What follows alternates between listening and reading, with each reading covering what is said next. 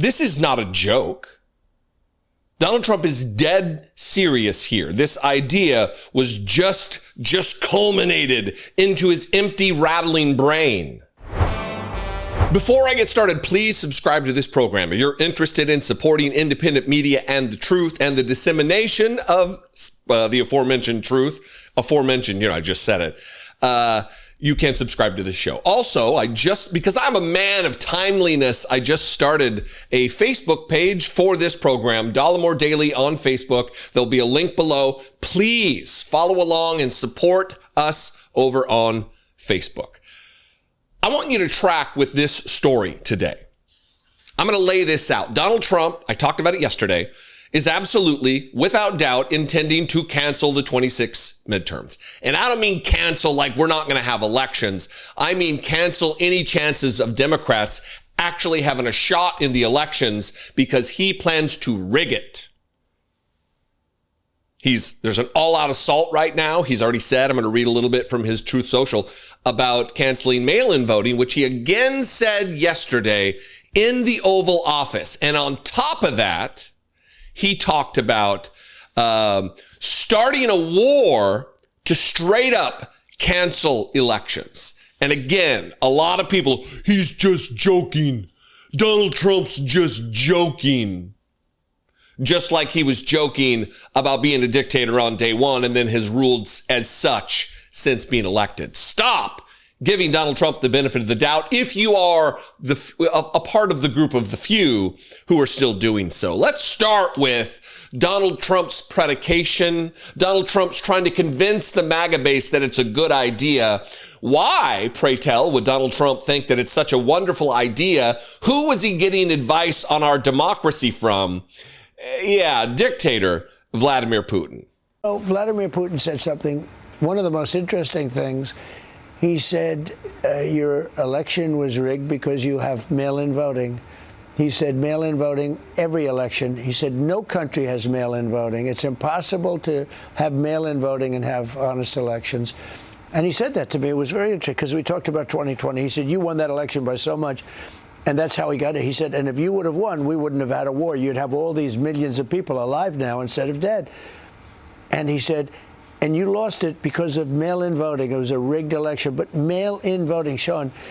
The problem is, this isn't about, well, there's many problems to this. Donald Trump taking democracy advice from a dictator. Fantastic.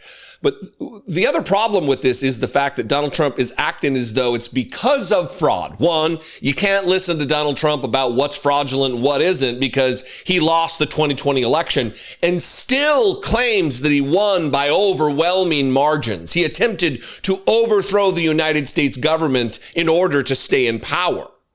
There's no credibility here with Donald Trump about anything that he says. But yesterday, he said this, which really just gives up the game about what the intentions are, about what the motivations are, about what the precursors for this, the justifiers for this is. And it's not fraud. It's about Democrats losing elections. Full stop. Watch this from yesterday in the Oval Office. We got to stop mail-in voting, and the Republicans have to lead the charge.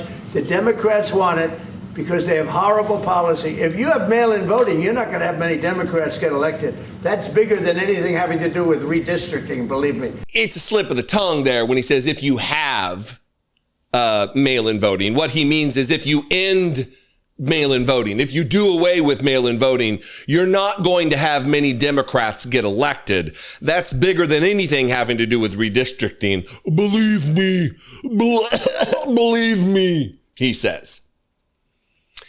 If it was about fraud, then why would you not be having Democrats get elected? It's the same argument they've made about voter ID for decades. And we have all kinds of them on tape admitting that, well, if we put voter ID in, then Mitt Romney will be elected. Well, why would it help one particular candidate and hurt the other if it's just about fairness in reality? After talking to Vladimir Putin, remember, he posted this on Truth Social. I'm going to lead a movement to get rid of mail-in ballots, and also, while we're at it, highly inaccurate, very expensive, and seriously controversial voting machines. We are now the only country, absolute lie, Russia has mail-in voting. We are now the only country in the world that uses mail-in voting. All others gave it up because of the massive voter fraud encountered. We will begin this effort, which will be strongly opposed by the Democrats because they cheat at levels never seen before. Oh, can you feel the passion in his all caps? Thank you for your attention to this matter, Donald J. Trump. I don't know why I do that for Donald Trump, talking about being president. It just seems appropriate. So this is look, I know I'm making fun here because when you're in the midst of terror, when you're in the midst of a military occupation, the city in which you live, you got to find a little bit of moments of levity.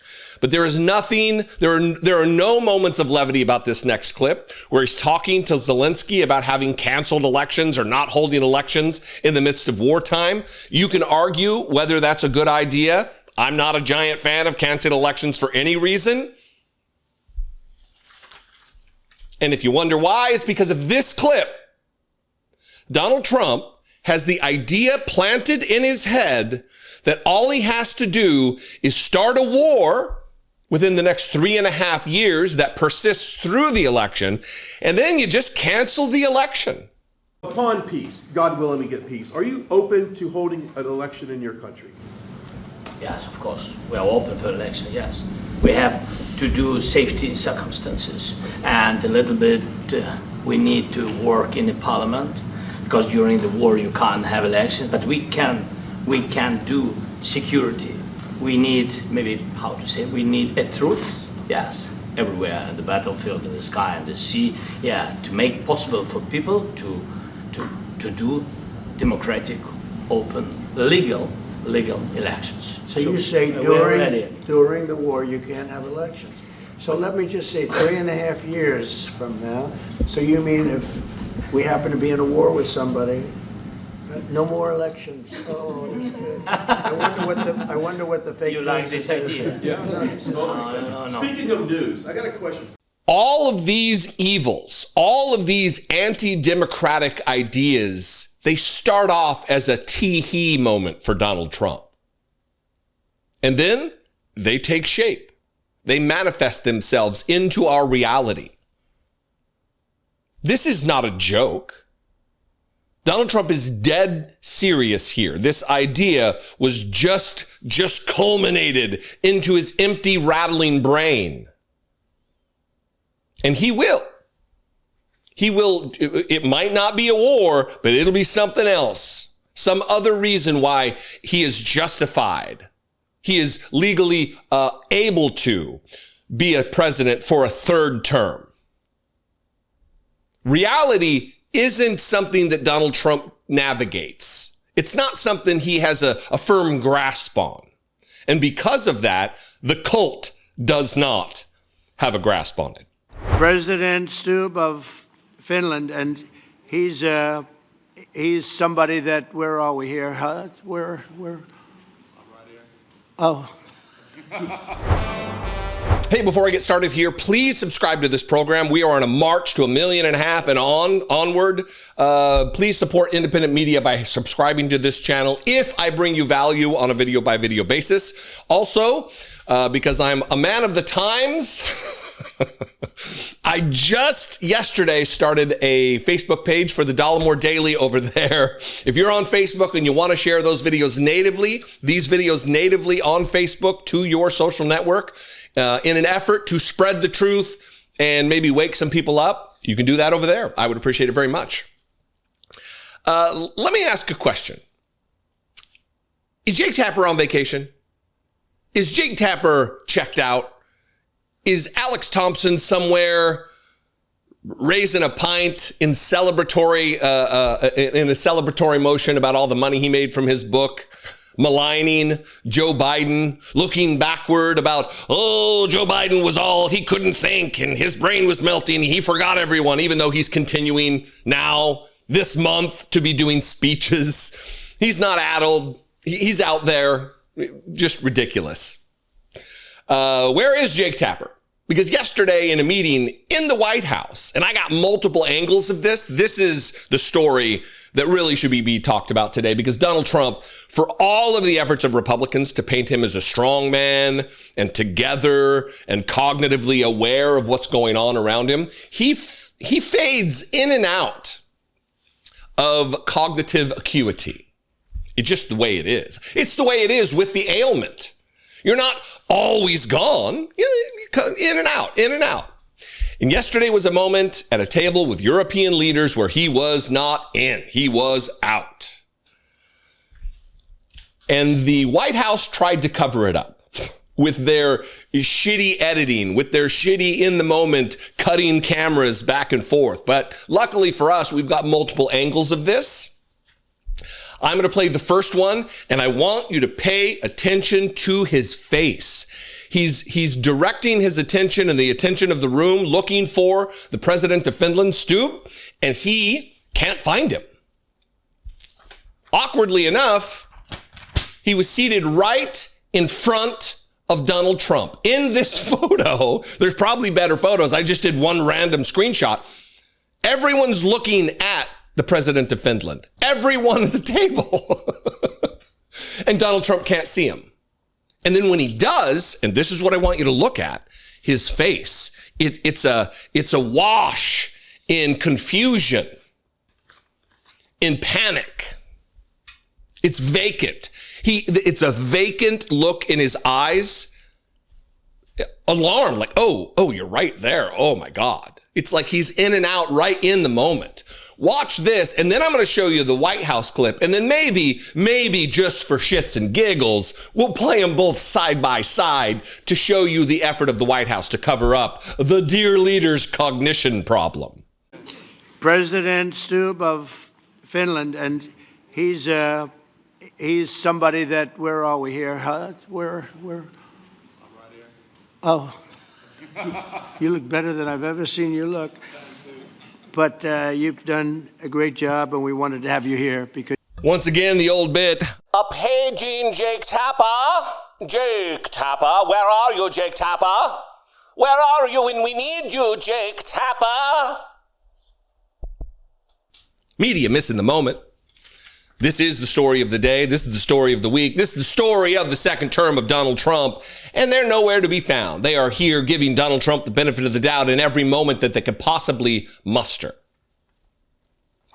The White House, to its credit, really tried to cover up for Donald Trump.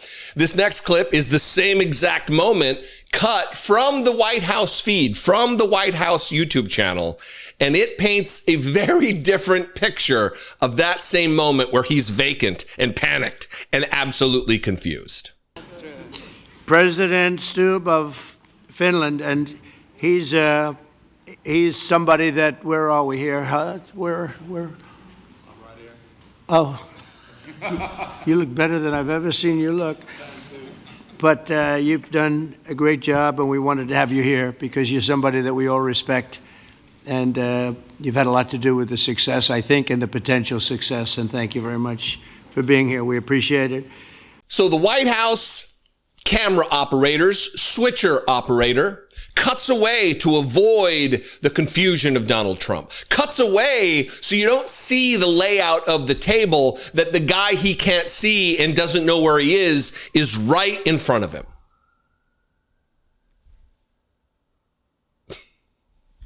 Let's do that. Let's do it. Let's run them side by side, however you want to do it, Chris. And let's see the White House cover up, but also just the problem that we face with a leader like this, with a man who has been evil for decades. But trust me on this one, he's going to get a pass from so many people once he is officially just gone. Just absolutely sundown town for this guy. You need to brace yourself for all of the, well, his condition and we feel bad for him. Don't feel bad for the guy who did everything he did to destroy the democracy of America. Here are these clips side by side.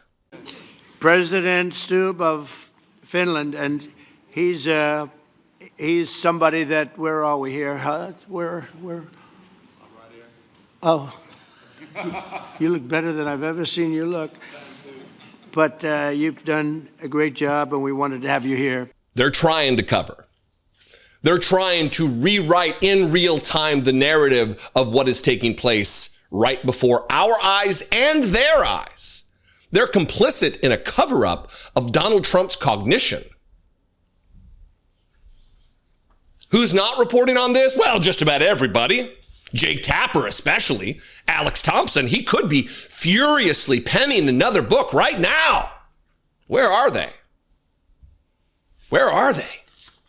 The restaurants the last 2 days were busier than they've been in a long time. That is absolutely false. The restaurants aren't going gangbusters. They are absolutely in decline as a direct result of the military occupation of Washington, D.C. If you are not subscribed to this channel on YouTube, please subscribe. We are on a march to 1.5 million and then on to 2. I think we can accomplish this within the next few months. I would appreciate it very much. Also, I just started, I know it's so laughable, I just started a Facebook page for this show, the Dollemore Daily, over on Facebook. Started a Facebook page on Facebook. I'm a real genius. And I would appreciate it if you're on Facebook. I mean, I know it's a disaster, but if you're over there already, follow and like the page and share the videos from over there. I would appreciate it very much.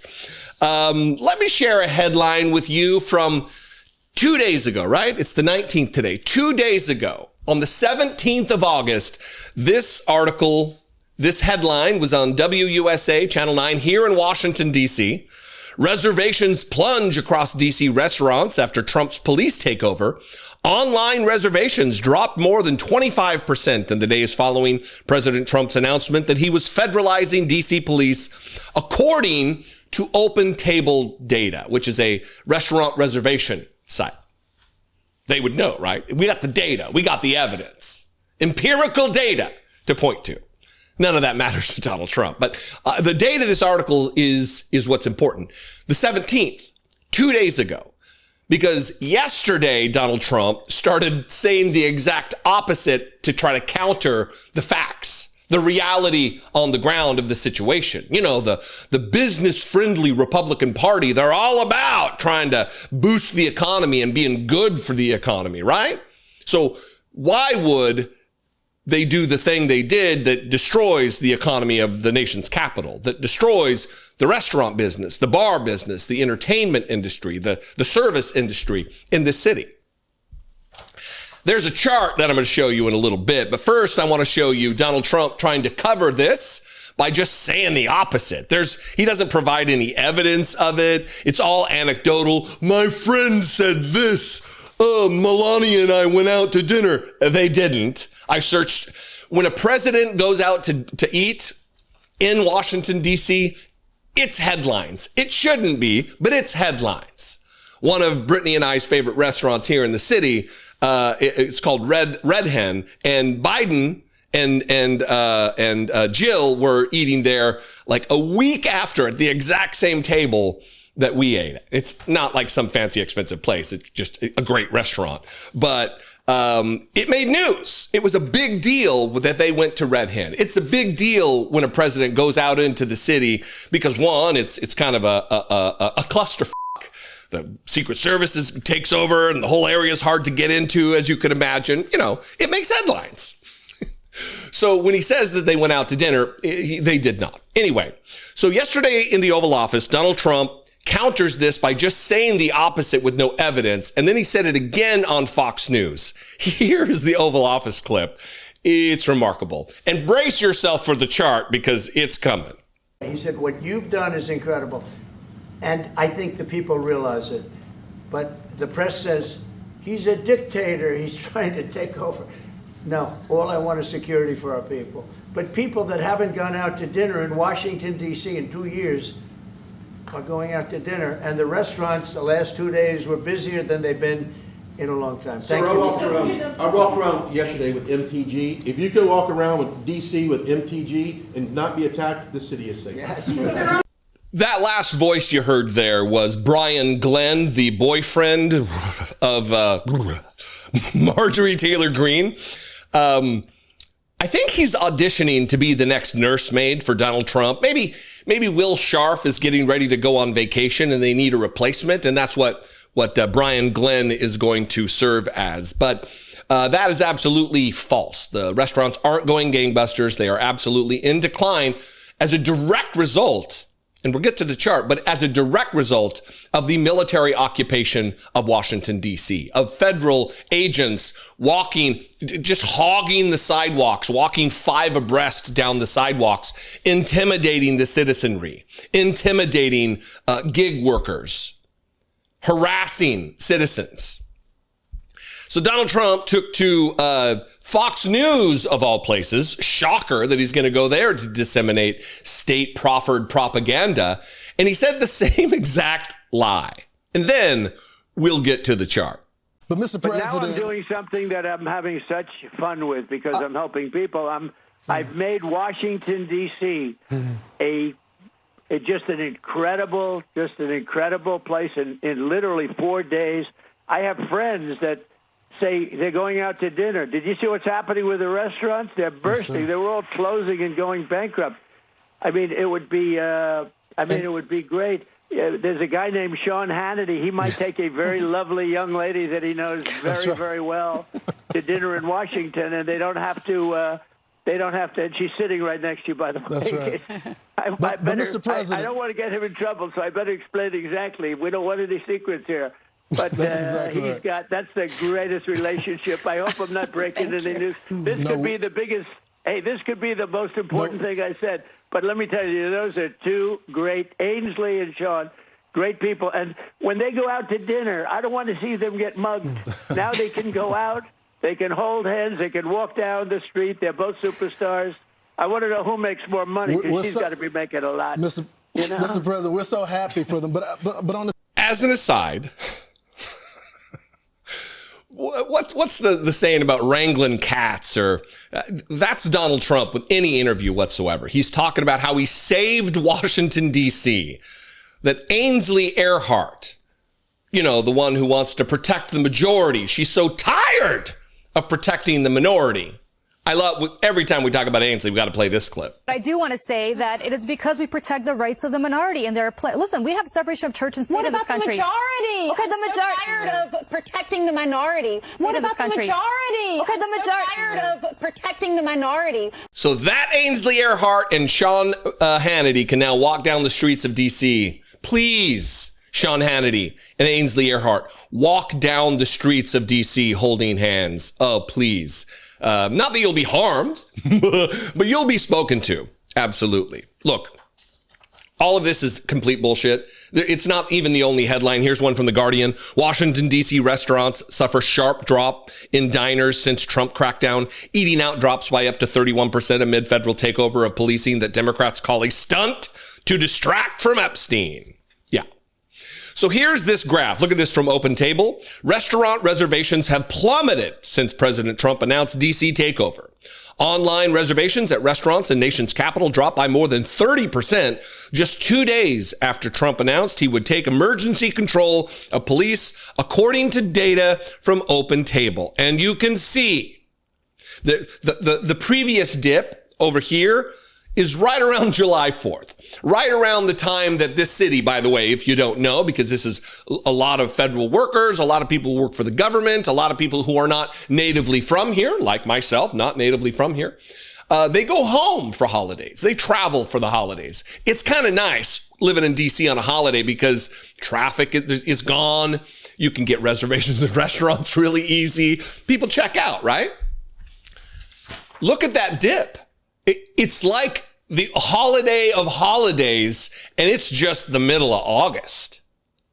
Donald Trump is decimating this city in more ways than one. It goes beyond the harassment of black and brown people in the streets in which they live.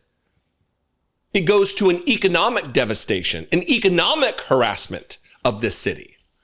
The businessman genius who's playing 3 and 4 and 12D chess is killing this city in far more ways than one.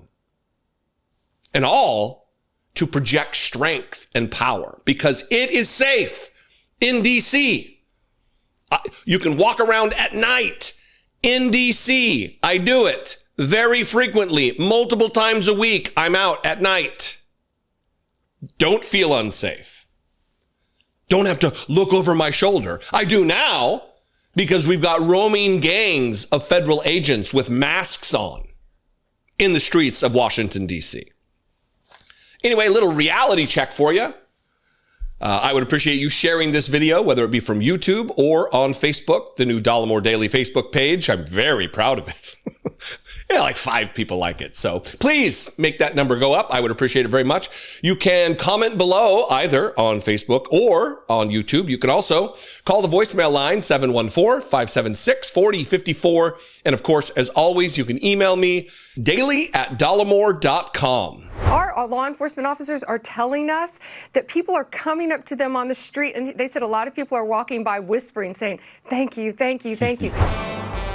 Hey, if you are not subscribed to this channel, please subscribe. We are on our march to 1.5 million subscribers and then on to 2 million. But also, I just started a Facebook page for this show, Dollemore Daily on Facebook, and you can go over there and like and follow that page and share the content natively on that social media network to help spread the truth and the reality of the situation we currently find ourselves. Thank you very much in advance. Listen, anytime Donald Trump does something stupid, all of his mouth-breathing sycophants, the boot-licking lapdogs, they all show up on Fox News to support the narrative, to back the play of Donald Trump, no matter how dangerous or damaging the thing that he's done is. Whether that be attempting to overthrow the United States government by way of insurrection, to instill himself, to insert himself as president of the United States again, even though he lost that election by more than 7 million votes in grand fashion. From something as stark as that to Donald Trump's federal takeover, military occupation of the city in which I live. I don't live in Northern Virginia. I live in Washington, D.C.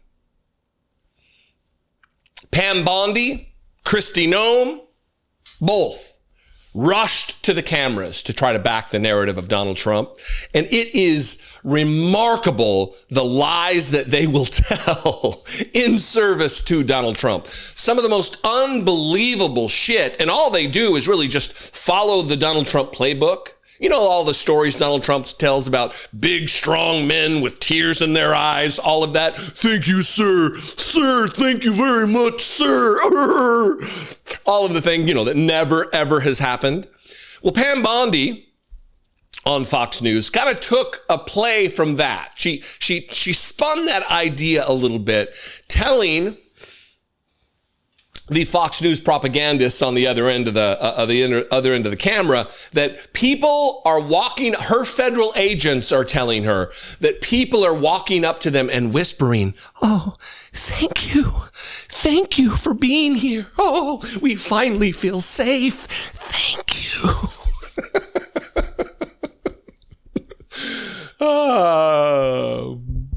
Anyway, here's that clip, and then we'll try to make some joke out of it. Listen, our law enforcement officers are telling us that people are coming up to them on the street, and they said a lot of people are walking by whispering, saying, "Thank you, thank you, thank you." They're hearing stories every single night and day of people saying that they feel safe now to walk their own neighborhood where they live because of what our great men and women in law enforcement are doing at the directive of the president. And going out to dinner, according to the president. And going out to dinner. Attorney General. They feel so safe in the city that they have to whisper their thank yous to the federal agents. Come on. Now, I'm a big, strong guy with tears in my eyes. Come on. Actually, what's this? Oh, this just in. We have live breaking footage of citizens whispering their thank yous to federal authorities in the streets of Washington, D.C.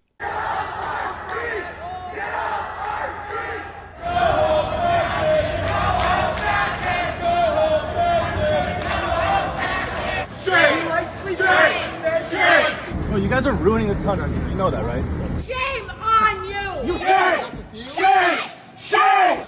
Those seemed like a a little loud for whispers, but I get her point. People are very happy about the military occupation of Washington, D.C. It's fantastic. They're not taking to the streets and marching from DuPont Circle to the White House at all. That's not something that's happening. No, no, no. Don't get it twisted, everybody. Don't be confused. People are very happy, whispering their thank yous, their sweet, sweet thank yous. And if you listen to Kristi Noem, things have turned around dramatically. And she's pointing to crime stats. She's pointing to crime stats. Watch this. Yeah, Sean, you can already see and feel the difference in D.C. People are knowing that they can walk down the streets, they can run their errands, and they can do so in a more safe environment today than they could just a week ago. In fact, the statistics say that just robberies and those crimes are down 46% in the last week because of what President Trump has done to go after these criminals. So we've got a lot of different agencies that are out there working together. I'm so glad that there are states that are stepping up and being willing to activate National Guard troops to help as well. We've got ICE and CBP, we've got Secret Service, we've got all different kinds of DEA and the FBI and those folks from the DOJ that are committed to this effort. And they've really got the backs of the American people. I'm so proud of the work that we're doing. Okay. First, let's address, so if 5 people, we're just going to throw out numbers. If 5 people yesterday were murdered and then only 2 people were murdered, I'll use round numbers because I'm a dum-dum who's not good at math. If 10 people were murdered yesterday and 5 people were murdered today, yeah, that's a 50% decrease in crime, but it's only over one day. Crime statistics are a long-tailed metric. It's not week to week or even month to month. It's like quarter to quarter, 6-month period to 6-month period, year over year, decade over decade. You can't say, well, last week it was this and this week it's this. There could be a host of different metrics. And that's if her numbers are correct. I don't believe her because she's a liar. And then we have Jeanine Pirro, who actually kind of muddled the whole mission here. She kind of screwed the pooch, as it were, because rather than say how safe DC is, she's over on Fox News saying, it's so bad we need to change the liberal laws and the liberal judges. She's still on the narrative that it's still dangerous, even though these 2 ladies just said it's super safe. You can eat out, and there's all kinds of moments to whisper your sweet thank yous to the federal authorities. But not of your Jeanine Pirro, who didn't get the memo, apparently. And you know what? Go to D.C. Experience D.C. I want you to go there. Go right ahead. But here's what the president's going to do. He's going to make a difference. We're going to change the laws. We've got liberal judges. We've got liberal laws. Everything is going to change. What are you going to do about these? They're getting paid. They're getting paid to stop the cleaning up of the city. They're getting paid. You know what? Nobody cares because we're going to do our job because Donald Trump knows what he's doing. President Trump knows what he's doing. And right now, they don't matter. What matters to the minority community and the people in the district and to the press. At that press conference, the president said he never saw the press room so packed. These are press people from D.C. who were scared to death as well. But I want the DOJ to... The dear leader knows what he's doing. Don't question the dear leader. He knows. While the city is being invaded by National Guard troops from red states, which is the goal here. Louisiana, South Carolina, Ohio, West Virginia, others. Vermont turned them down. But this is an invasion of a blue area. We're going to use the electoral colors here. This is red states invading blue states with their militaries. This is Donald Trump trying to create a civil war conflict in 2025. Because this is the proving ground. This is the test here. If it works well for Donald Trump optically, if it works well for his whatever he's trying to achieve relative to his fascism, then he's going to export that to California, to Chicago, to New York City, that's having record-breaking low crime rates right now. It will be military occupation of red state troops in blue states. What is that? You tell me. Gavin Newsom, and why am I giving him advice? You have to stop it with the Twitter thing. I don't know where his wife is. Sometimes you just got to ask yourself, are they kidding? Is she, in this case, kidding? Dana Perino, listen, the hypocrisy and the whataboutism and the ignoring your own plank in your eye while looking at the speck in someone else's, we'll bring this down to a biblical New Testament level here, is remarkable. It's a talent.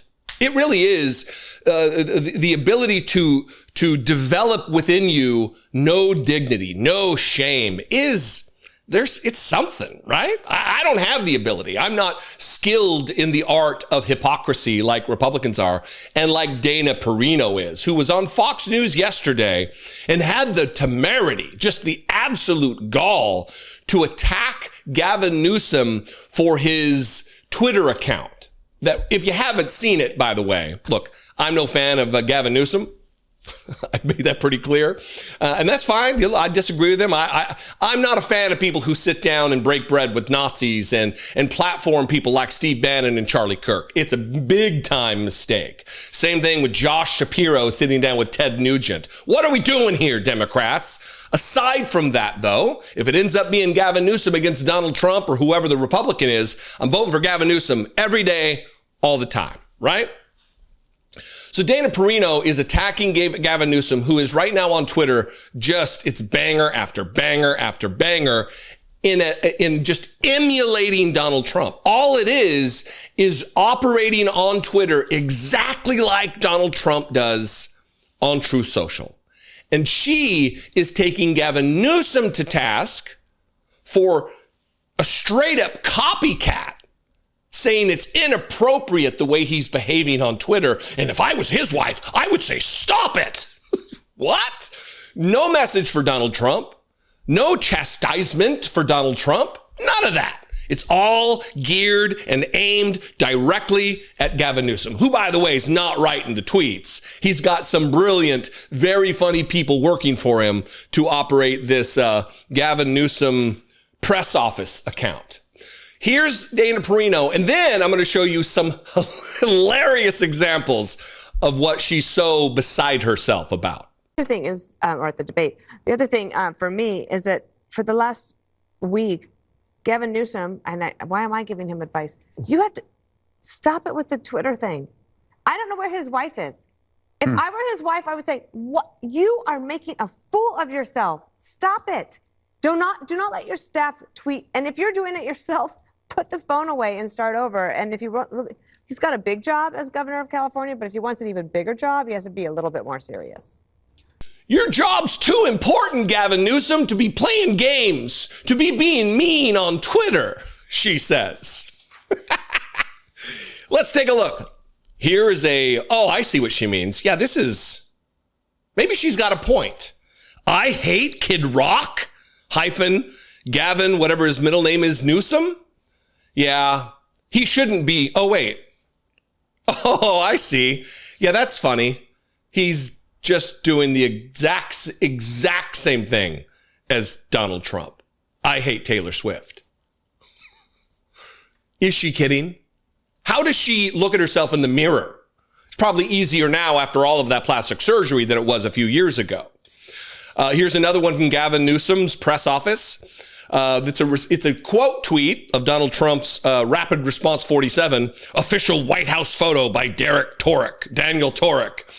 And then, forget the southern border, the strongest wall Trump's ever built is in his bronzer line. Here's a beautiful one that's kind of a mockery of Donald Trump having a bunch of historical figures standing around him. It's always AI slop, just like this is, but a bunch of historical photos or figures standing around Donald Trump to pray for him. This one is Gavin Newsom being prayed for by the aforementioned Kid Rock, the late racist Hulk Hogan, and white supremacist Tucker Carlson. So nice, the tweet says. Very funny. And then I love this one. This is just an image of Donald Trump's Truth Social post.